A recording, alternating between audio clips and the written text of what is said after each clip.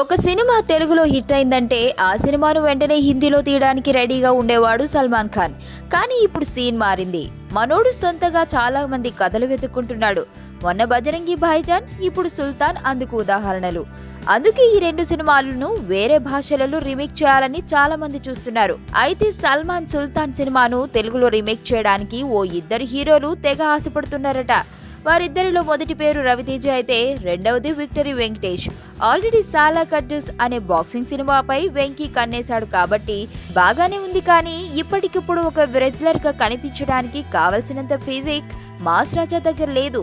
ఏదో కాస్త వెయిట్ పెంచి 6 ప్యాక్ చేశాడనే రూమర్లు వచ్చాయి. కానీ 6 ప్యాక్ లుక్ ఉన్నంత మాత్రాన కుస్తీ వీరుడుగా చేయడం అంటే కష్టమే. ఇకపోతే సుల్తాన్ కుస్తీలేమో గానీ ఒక నిజ జీవితపు కుస్తీ పర్సనాలిటీ అయిన కోడి రామ్మూర్తి నాయుడు జీవిత కథ ఆధారంగా రానా దగ్గుబాటి ఒక సినిమా చేయాలని చూస్తున్న సంగతి తెలిసిందే. ప్రేమ అంటే బబ్లుగం లాంటిది. ఫస్ట్ తీయ ఉంటది, తర్వాత సప్పగా అవుతుంది.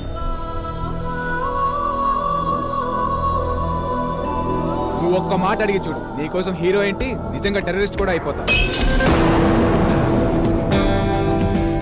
అదే దోస్తాననుకో చాక్లెట్ లెక్క తిన్నంతసేపు తీయ ఉంటది.